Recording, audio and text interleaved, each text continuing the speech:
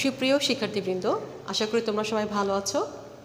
আজ আমি তোমাদের বইয়ের প্রথম অধ্যায়ের কোষের একটা গুরুত্বপূর্ণ টপিকস নিয়ে আলোচনা করব।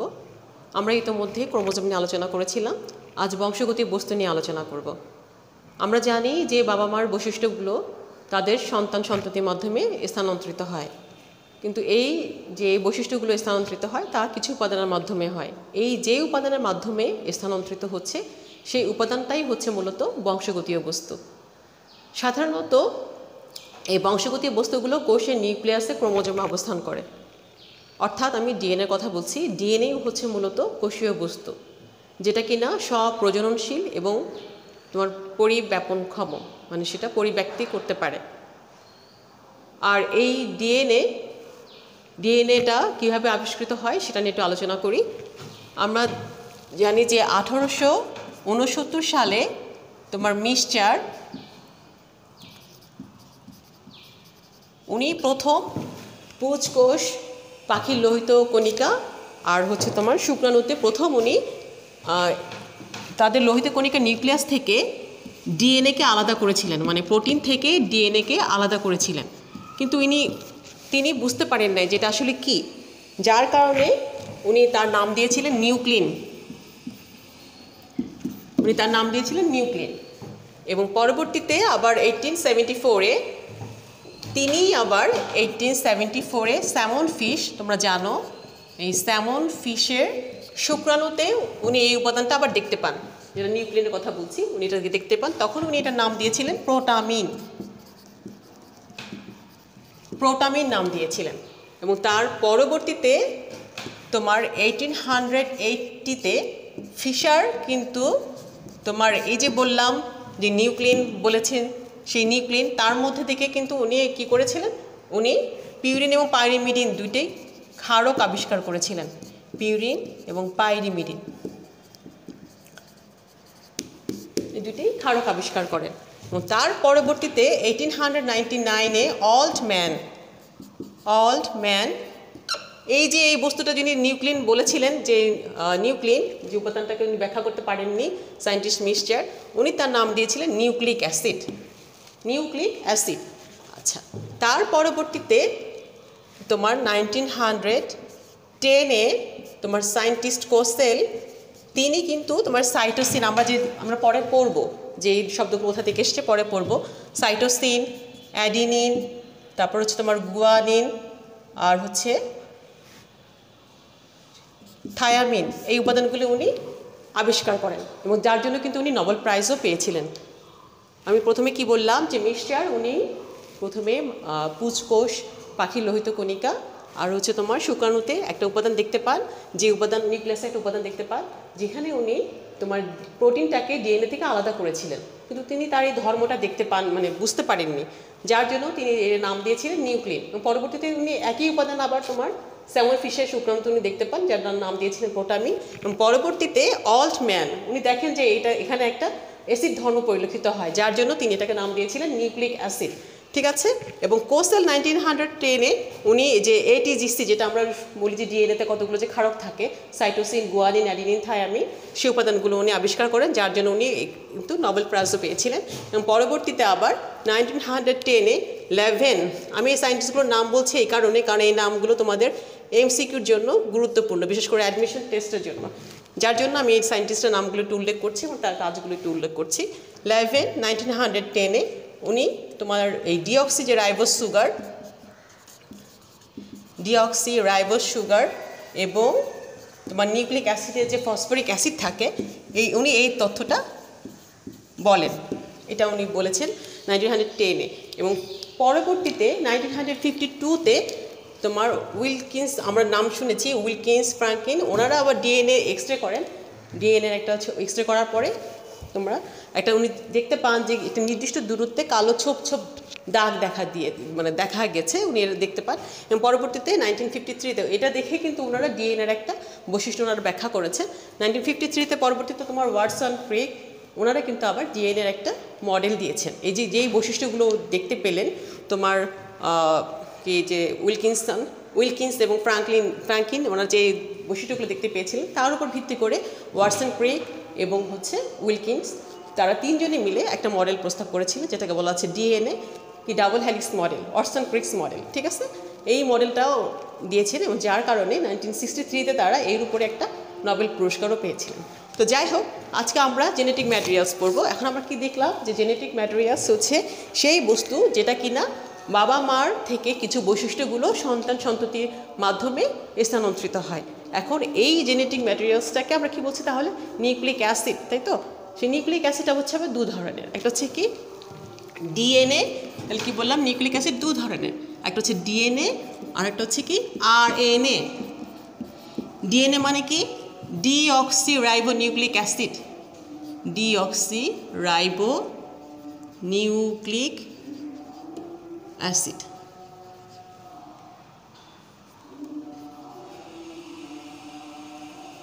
Nucleic acid DNA. এখন খেয়াল করে দেখো, আমি কিন্তু লিখছি ডিঅক্সি, আমি কিন্তু ডাইঅক্সি বলি নাই, ডিআই ডাই, ডাই মানে হচ্ছে দুই, আমি বলেছি কি ডিঅক্সি। ডি মানে কি ডেভিয়েশন, মানে বাদ দেয়া, তার মানে কি কমে যাওয়া। আর আরএনএ মানে হচ্ছে কি রাইবো নিউক্লিক অ্যাসিড,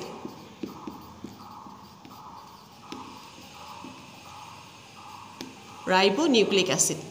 বেশিরভাগ ক্ষেত্রে স্টুডেন্টরা এই ডিএনএ যদি অ্যাব্রিভিয়েশন লিখতে বলা হয়, পুনরূপ লিখতে বলা হয়, ওরা কিন্তু এই ডিঅক্সি না লিখে ডাইঅক্সি লিখে ফেলে।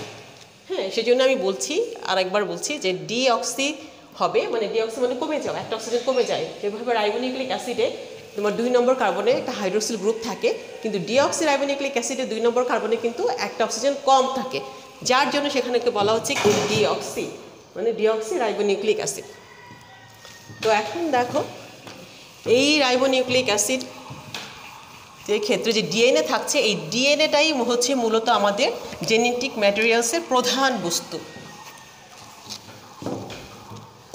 তাহলে জেনেটিক ম্যাটেরিয়ালসটা হচ্ছে কি মূলত ডিএনএ।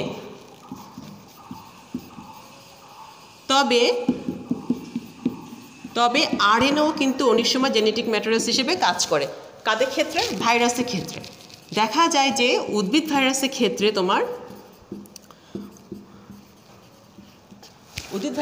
তোমার কি থাকে? আরএনএ থাকে। ঠিক আছে, উদ্ভিদ ভাইরাসের ক্ষেত্রে আরএনএ জেনেটিক ম্যাটেরিয়ালস হিসেবে থাকে। যেমন তোমার ধরো তামাক ভাইরাস, টোবাকো মোজাইক ভাইরাস, যেটা তামাক ভাইরাস হতে পারে, আর হচ্ছে কি ইনফ্লুয়েঞ্জা ভাইরাসও। আচ্ছা,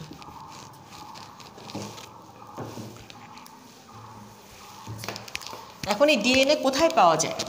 ডিএনএ সাধারণত নিউক্লিয়াসের ক্রোমোজোমেই পাওয়া যায়, তবে মাইটোকন্ড্রিয়া এবং ক্লোরোপ্লাস্টেও কিছু পরিমাণে, অল্প পরিমাণে তোমার ডিএনএ পাওয়া যায়।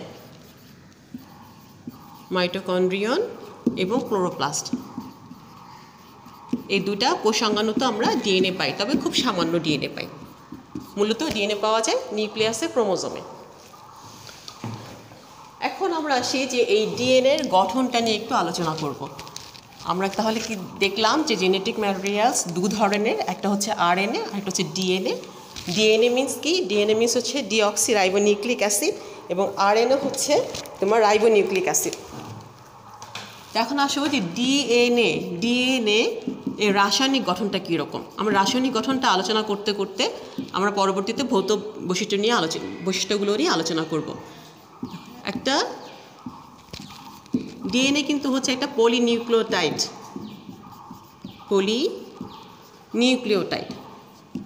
এখন কিভাবে পলিনিউক্লিওটাইড হলো সেটা আমরা পরে ব্যাখ্যা করব। এই গঠনটা কি বললাম? ডিএনএ কতগুলো বস্তু নিয়ে গঠিত। কি প্রথমত হচ্ছে সেটা হচ্ছে তার মধ্যে কি থাকবে? ডিঅক্সি রাইবোনিউক্লিক অ্যাসিড, তার মধ্যে প্রথমে থাকছে 5 কার্বন বিশিষ্ট একটি শর্করা, যেটাকে আমরা বলছি কি পেন্টোজ সুগার। পেন্টোজ কি সুগার? Ribose sugar.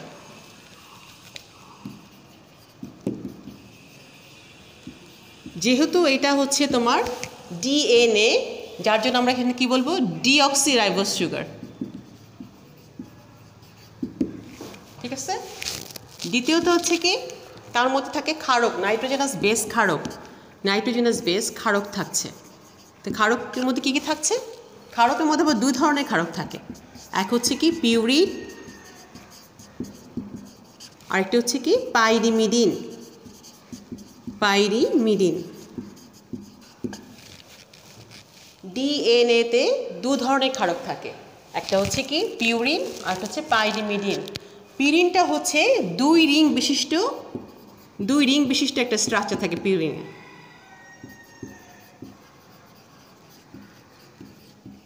আর পাইরিমিডিন হচ্ছে কি একটা রিং থাকে, এক রিং বিশিষ্ট গঠন।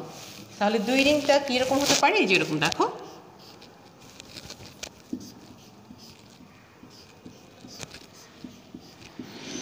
এটা হচ্ছে পিউরিনের একটা স্ট্রাকচার। মানে যার নাম ছোট তার গঠনটা বড়, আর নাম বড় তার গঠন ছোট। তার মানে এইভাবে আমরা মনে রাখতে পারি পিউরিন নামটা কি পাইরিমিডিন চেয়ে ছোট না, পিউরিন হচ্ছে ছোট নাম এবং তার রিংটা হচ্ছে বেশি, মানে দুই রিং বিশিষ্ট। পাইরিমিডিন নামটা বড় কিন্তু রিংটা ছোট, এক রিং বিশিষ্ট। তাই পিউরিন কি আছে, পিউরিন হচ্ছে তোমার অ্যাডিনিন এবং কি গুয়ানিন, এই দুইটা হচ্ছে পিউরিন ক্ষারক, অ্যাডিনিন এবং গুয়ানিন, ঠিক আছে। আর পাইরিমিডিন হচ্ছে কি এক রিং বিশিষ্ট, বললাম এক রিং বিশিষ্ট একটা স্ট্রাকচার, এটা হচ্ছে পাইরিমিডিন। পাইরিমিডিন সাধারণত কয় ধরনের, কয়টা থাকে, তিনটা। কি কি ক্ষারকগুলো, ইউরাসিল,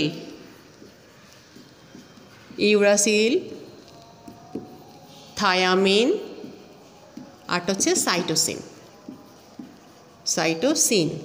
কিন্তু এখানে যেহেতু আমরা ডিএনএ পড়ছি সুতরাং ইউরাসিলটা এখানে আসবে না, ঠিক আছে। তাহলে পাইরিমিডিন কয়টা ক্ষারক, দুইটা, থায়ামিন এবং কি সাইটোসিন। তাহলে আমরা ডিএনএতে যে নাইট্রোজেনাস যে ক্ষারক পাচ্ছি সেটা দু ধরনের, একটা হচ্ছে পিউরিন আর একটা হচ্ছে পাইরিমিডিন। পিউরিনটা হচ্ছে কি অ্যাডিনিন এবং গুয়ানিন, আর পাইরিমিডিনটা হচ্ছে কি সাইটোসিন এবং থায়ামিন। লিখে রাখি, সাইটোসিন যেটাকে আমরা সি দিয়ে প্রকাশ করি, আর হচ্ছে থায়ামিন যেটাকে আমরা বলছি টি দিয়ে প্রকাশ করছি। আর পিউরিন হচ্ছে কি অ্যাডিনিন যেটাকে আমরা এ দিয়ে প্রকাশ করি সংক্ষেপে, আর গুয়ানিন জি দিয়ে,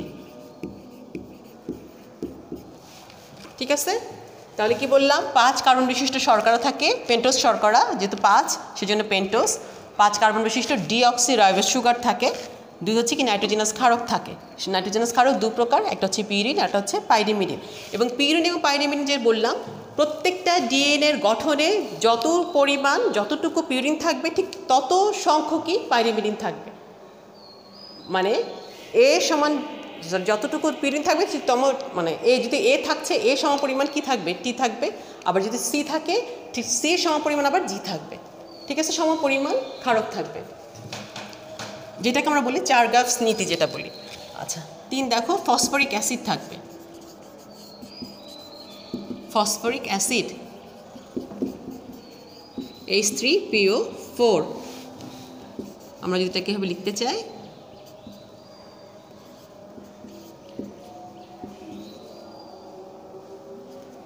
ফসফরাস হচ্ছে 5 যোজি, 2 3 4 5, অক্সিজেন 1 2 3 4, ঠিক আছে।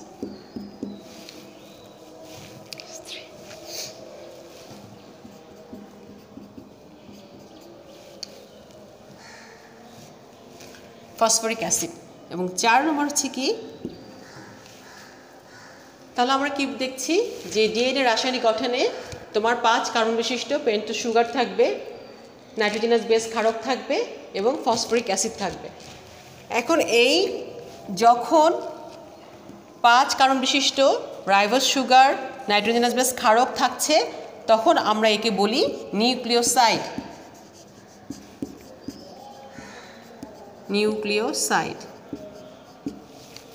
যখন ডিএনএর গঠনের ক্ষেত্রে তোমার 5 কার্বন বিশিষ্ট ডিঅক্সিরাইবোজ সুগার থাকছে, তার সাথে যে কোনো ক্ষারক যুক্ত থাকছে, নাইট্রোজেনাস ক্ষারক যুক্ত থাকছে, তখন কিন্তু আমরা তাকে বলছি কি তোমার নিউক্লিওসাইড। এবং নিউক্লিওসাইডের সঙ্গে যখন তোমার ফসফরিক অ্যাসিড যুক্ত হবে তখন তাকে বলা হবে কি নিউক্লিওটাইড।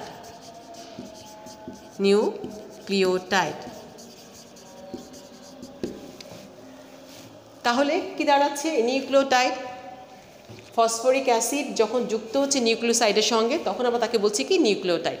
এরকম কিন্তু ডিএনএর গঠনে অসংখ্য নিউক্লিওটাইড রয়েছে, যার জন্য আমরা এই ডিএনএকে বলি কি পলিনিউক্লিওটাইড, ঠিক আছে। ডিএনএ হচ্ছে একটা পলিনিউক্লিওটাইড, অসংখ্য নিউক্লিওটাইড যুক্ত হয়ে কি পলিনিউক্লিওটাইড তৈরি করে ডিএনএ। এখন আমরা একটু বিস্তারিত আলোচনা করব। বিস্তারিত আলোচনাটা কি, যেমন ডিঅক্সিরাইবোজ সুগার কেন বলা হয় সেটা একটু চিত্রের সাহায্যে তোমাদের একটু বোঝাতে চাচ্ছি। ডিএনএ এবং আরএনএর মধ্যে যে মূল পার্থক্যটা আছে সেটা কিন্তু এই 2 নম্বর কার্বনের অক্সিজেনের উপস্থিতির উপরেই নির্ভর করে।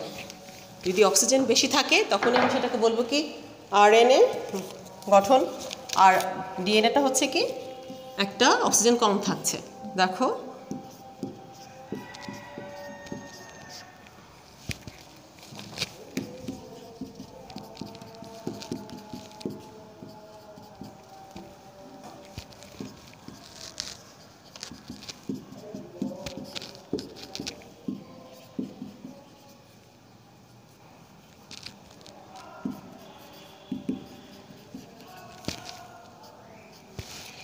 তোমার এটা যদি হয় 1 নম্বর কার্বন, এটা যদি হয় 1 নম্বর কার্বন, এটা 2, এটা 3, এটা 4, আর এটা হচ্ছে 5।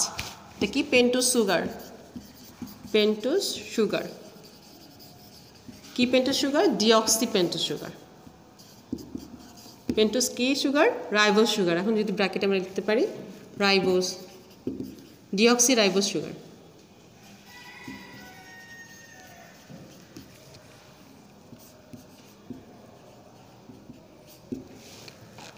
দেখো যখন আরএনএ এর ক্ষেত্রে বলবো যে রাইবোজ সুগার বলবো,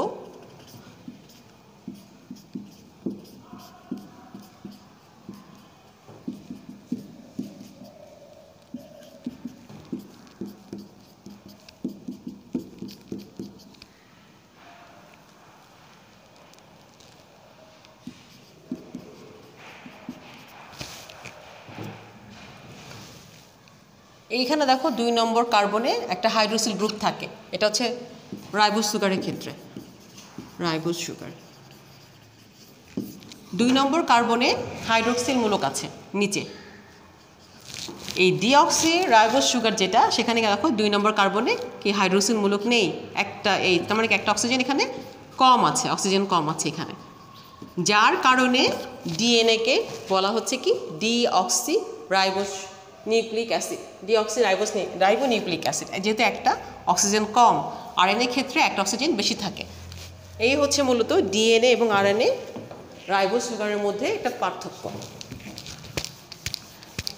তাহলে আমরা কি দেখতে পেলাম যে রাইবোজ সুগারের ক্ষেত্রে পেন্টোজ সুগার যেটা, ডিএনএ ক্ষেত্রে একটা অক্সিজেন কম থাকে, আর রাইবোনিউক্লিক অ্যাসিডের রাইবোজ সুগারের ক্ষেত্রে একটা অক্সিজেন বেশি থাকছে। আর হচ্ছে কি পিউরিন এবং পাইরিমিডিন যেটা বললাম, আমরা যদি একটু ওই গঠনটা একটু ব্যাখ্যা করব, তার আগে তোমাদেরকে একটু দেখাই রাসায়নিক গঠনটা একটু আলোচনা করার ক্ষেত্রে একটু দেখাই। দেখো আমরা দেখেছিলাম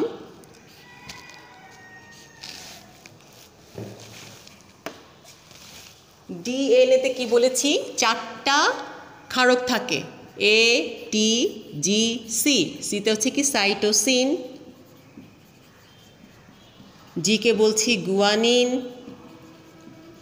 টিকে বলছি থায়ামিন, এবং একে বলছি অ্যাডিনিন।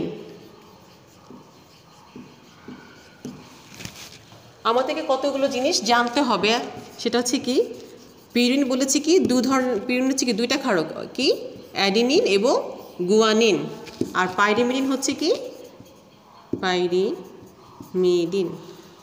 পাইরিমিডিন হচ্ছে তোমার সাইটোসিন এবং থায়ামিন। এই 4টা ক্ষারক দ্বারাই কিন্তু ডিএনএটা তৈরি হবে। এখন এটিজিসি তারা কিভাবে থাকবে? এটিজিসি তারা এই ক্ষারকগুলো সবসময় 1 নম্বর এই 5 কার্বন বিশিষ্ট যে শর্করা আছে, রাইবোজ শর্করা আছে 5 কার্বন বিশিষ্ট, তার 1 নম্বর কার্বনে সবসময় ক্ষারযুক্ত থাকবে, 1 নম্বর কার্বনে, ঠিক আছে। এবং 5 নম্বর কার্বনে কি থাকবে? ফসফেট গ্রুপ যুক্ত থাকবে, ফসফেট গ্রুপটা যুক্ত থাকবে। এইভাবেই কিন্তু একটা ডিএনএ মানে সাইডের যে অংশগুলো আছে, যে রেলিং বলি আমরা, যদি কল্পনা করি যে একটা ডিএনএকে যদি বিন্যাস ঘূর্ণন একটা সিঁড়ির কথা সাথে তুলনা করি, তাহলে দেখা যাবে কি এই সিঁড়ির প্রত্যেকটা রেলিং, সাইডের রেলিংগুলো তোমার কি এই ফসফেট সুগারের সাথে একটা ফসফেট যুক্ত হয়ে এই রেলিংটা তৈরি হবে। ঠিক আছে, সেটা সংযুক্তির মাধ্যমে তৈরি হয়।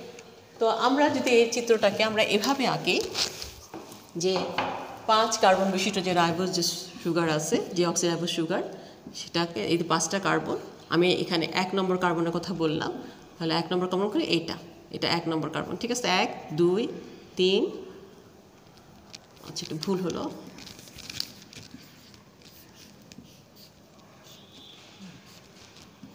1 2 3 4, আর এখানে একটা 5, এটা হচ্ছে 5। ঠিক আছে, 1 নম্বর কার্বনের সাথে কি যুক্ত হচ্ছে? ক্ষারক যুক্ত হচ্ছে বললাম। কি ক্ষারক যুক্ত হলো? আমি ধরে নিলাম যে একটা অ্যাডেনিন যুক্ত হলো। তার আগে আরেকটু দেখাই, আমি ধরে নিলাম এইটা হচ্ছে অ্যাডেনিন এ, ঠিক আছে, এবং এটা যেভাবে যুক্ত হচ্ছে, এই কার সাথে? টির সাথে যুক্ত হবে, এটিজিসি। অ্যাডেনিনের সঙ্গে সবসময় থায়ামিন যুক্ত হবে, এটা আমাকে আগে থেকে মানে জানতে হবে যে এর সাথে থায়ামিন কীভাবে যুক্ত থাকে? 2টা হাইড্রোজেন বন্ড দ্বারা যুক্ত থাকে। আমি যদি এই স্ট্রাকচারটাকে এডেনিন কল্পনা করি আর একে যদি থায়ামিন কল্পনা করি, তাহলে কিন্তু এর সাথে এটা মিলে যাচ্ছে। দেখো এই স্ট্রাকচারের সঙ্গে এটা কিন্তু মিলে যায়। আচ্ছা, এটি আর হচ্ছে কি জিসি, আমি যদি এটাকে জি কল্পনা করি, তাহলে সিটা হবে কীরকম? এরকম সি। জি এবং সি এই 2টা ক্ষারক সবসময় হাইড্রোজেন বন্ড, কয়টা? 3টা হাইড্রোজেন বন্ড দ্বারা যুক্ত থাকবে। অর্থাৎ 1 নম্বর কার্বনে সবসময় তোমার ক্ষারযুক্ত থাকবে, আর 5 নম্বর কার্বন, 5 বা 3 কার্বন, এগুলো কিছু তোমার ফসফেট যুক্ত থাকবে। ঠিক আছে, আর হচ্ছে এ এবং টি সবসময়, মানে অ্যাডেনিন এবং থায়ামিন সবসময় 2টা হাইড্রোজেন বন্ড দ্বারা যুক্ত থাকবে, এবং জি এবং সি সবসময় 3টা হাইড্রোজেন বন্ড দ্বারা যুক্ত থাকবে। মানে এর সঙ্গে টি এবং টির সাথে এ, এরা কিন্তু পরস্পর সম্পূরক। মানে এ থাকলে সেখানে কি টি থাকবে, এর সাথে টি সবসময় যুক্ত হবে, আবার জির সাথে সবসময় সি যুক্ত হবে। হতে পারে জির সাথে সি, সির সাথে জি, আবার এর সাথে টি অথবা টির সাথে এ। এটা হচ্ছে রুলস আমার। এখন দেখো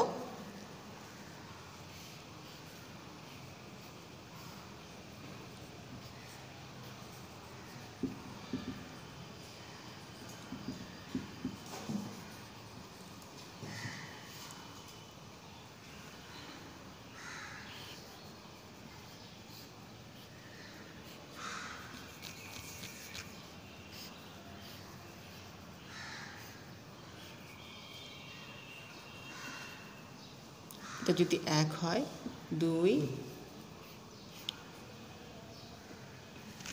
একটু মুছে পরপর ছবিটা আমি এঁকে নিয়ে আসি। আমরা এই চিত্রটাকে একটু এঁকে নিলাম। দেখো আমি বলেছিলাম যে ডিএনএ গঠনে 4 ধরনের ক্ষারক থাকছে, মানে 4টা ক্ষারক থাকছে, এটিজিসি। এবং আমি যদি একে মানে অ্যাডেনিন যেটা, তাকে আমি এই স্ট্রাকচারে প্রকাশ করলাম, টিকে হবে, জিটাকে এই স্ট্রাকচারে, সিটাকে এই স্ট্রাকচারে প্রকাশ করছি। তো দেখো বলেছে কি যে প্রত্যেকটা 5 কার্বন বিশিষ্ট ডিঅক্সিরাইবোজ সুগারের 1 নম্বর কার্বনে ক্ষারকটা যুক্ত হচ্ছে। দেখো 1 নম্বর কার্বনে ক্ষারকটা যুক্ত হচ্ছে। ঠিক আছে, প্রত্যেকটারই দেখো 1 নম্বর কার্বনে ক্ষারক যুক্ত হচ্ছে, 1 নম্বর কার্বনে ক্ষারকটা যুক্ত হচ্ছে, যে 1 2 3 4, এটা 5, 1 নম্বর কার্বনে ক্ষারক যুক্ত হচ্ছে। ঠিক আছে, এবং এর সাথে সবসময় টি যুক্ত হবে এবং সির সঙ্গে সবসময় জি যুক্ত হবে, তারা কিন্তু পরস্পর সম্পূরক। মানে এর সাথে টি, টির সাথে এ, আবার সির সাথে জি, জির সাথে সি, এভাবে যুক্ত হবে। এ এবং টি সর্বদা 2টা হাইড্রোজেন বন্ড দ্বারা যুক্ত থাকবে, 2টা হাইড্রোজেন বন্ড। এটি অলওয়েজ 2টা হাইড্রোজেন বন্ড দ্বারা যুক্ত থাকবে, এবং জি আর সি তারা 3টা হাইড্রোজেন বন্ড দ্বারা যুক্ত থাকবে, 3 2। ঠিক আছে, এরকম। আর এই পাশে যখন আমরা আঁকলাম, দেখো ডিঅক্সিরাইবোজ যে সুগারটা আঁকলাম, অক্সিজেনটাকে উপরে দিলাম, যে 1 2 3 4 5। ঠিক আছে, আর এখানে এই সুগারটা একটু উল্টো করে আঁকবো, নিচে অক্সিজেন আর এরকম করে আঁকবো। তাহলে হচ্ছে 3 নম্বরটা, যে 1 1 2 4 হবে, সরি,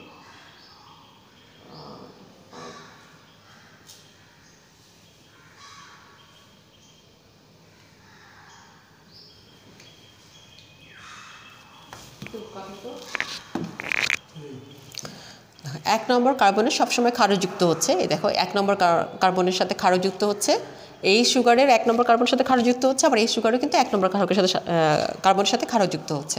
তার মানে 5 কার্বন বিশিষ্ট শর্করার 1 নম্বর কার্বনের সাথে অলওয়েজ ক্ষারযুক্ত থাকবে। আচ্ছা, এবং পাশে দেখো, এখানে এই পাশে দেখো 5 কার্বনটা কিন্তু, যে 5 কার্বনটা কিন্তু উপরে আছে, আর এখানে হচ্ছে কি 3 কার্বনটা উপরে আছে। ঠিক আছে, এই সুগারের 3 কার্বনের সাথে পরবর্তী সুগারের 5 কার্বনের সঙ্গে একটা ফসফেট গ্রুপ যুক্ত থাকবে।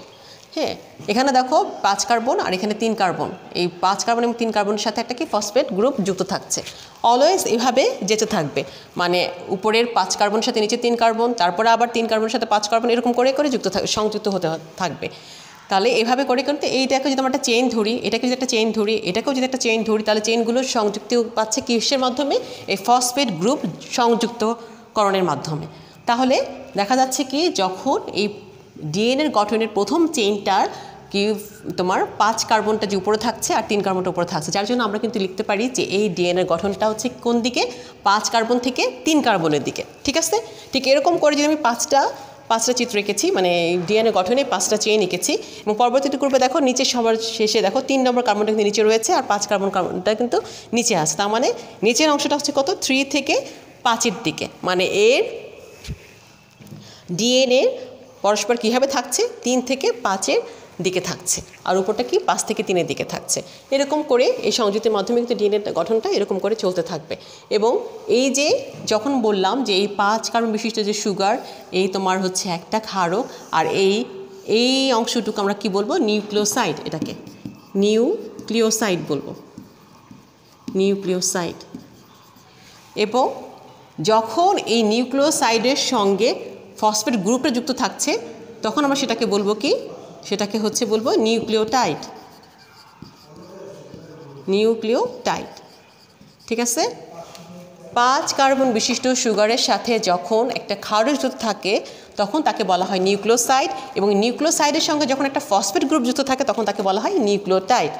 এইভাবে করে একটা একটা করে এরকম করে অসংখ্য নিউক্লিওটাইড একত্রে যুক্ত হয়ে একটা ডিএনএর স্ট্রাকচার তৈরি করে, আর যার কারণে সেই ডিএনএটাকে আমরা কী বলছি? পলিনিউক্লিওটাইড। যেহেতু অসংখ্য নিউক্লিওটাইড এখানে আছে, যার জন্য কে বলা হচ্ছে কি? পলিনিউক্লিওটাইড। তাহলে ডিএনএ হচ্ছে একটি পলিনিউক্লিওটাইড। আশা করি তোমরা সবাই বুঝতে পেরেছো। তারপরও আমি এটা আরেকটু ব্যাখ্যা করতে চাচ্ছি আরেকবার, যেটা হচ্ছে কি, ডিএনএ সাধারণত 4টা ক্ষারক থাকছে, ATGC, এবং তারা কি এর সঙ্গে টি এবং সির সাথে জি অলওয়েজ যুক্ত থাকবে, এবং এর সঙ্গে যখন টি যুক্ত থাকে তখন তাকে 2টা হাইড্রোজেন বন্ড দ্বারা যুক্ত থাকছে, এবং জি এবং সি 3টা হাইড্রোজেন বন্ড দ্বারা যুক্ত থাকে। আর প্রত্যেকটা চেইন ফসফেট গ্রুপ যুক্ত করে কি সংযুক্তকরণের মাধ্যমে এক একটা চেইন তৈরি করছে, এরকম করে এক একটা চেইন তৈরি করছে কি ফসফেট গ্রুপ যুক্ত মাধ্যমে। এখন দেখো, এটাকে যদি আমরা ওরকম করে একদম সবার ডানের চিত্রটা দিকে একটু যদি আমরা দেখি, ডানের চিত্রটা যদি আমি এই অংশটাকে যদি আমরা এইভাবে উল্লেখ করি, এখানে যেমন প্রথমে কি ছিল? এখানে এ ছিল, প্রথমে এ, মানে 5টা এঁকেছি, ধরলাম 1 2 3 4 5, 1 2 3 4 5, 1 2 3 4 5, ঠিক আছে, 5টা। তাহলে কি এখানে এ থাকলে তাহলে এখানে কি আসবে? টি। এখানে যদি তোমার থাকে টি, তাহলে এখানে আসবে কি? এ, ডাবল বন্ড যুক্ত থাকছে। তারপরে আছে কি? জিসি। আচ্ছা, জিসি 3টা বন্ড। তারপর হচ্ছে কি? সি আর জি 3টা বন্ড। আবার কি আছে? টি আর এ, টি এ ডাবল বন্ড। এরকম অনুরূপভাবে যদি বলি টি এ, তারপর তোমার এ টি জি সি সি জি, আবার টি এ। দেখো এক একটা প্যাচের মধ্যে তাহলে কয় জোড়া? এই যে এখানে কি তোমার কয়টা আছে? এখানে 10টা, তাই না? এই একটা চক্র যদি বলি, এখান থেকে এই একটা চক্র, এখান থেকে 10 জোড়া নিউক্লিওটাইড আছে। 10 জোড়া কি নিউক্লিওটাইড আছে। এই 10 জোড়া নিউক্লিওটাইডের দৈর্ঘ্য সাধারণত কত? 34 আর্মস্ট্রং।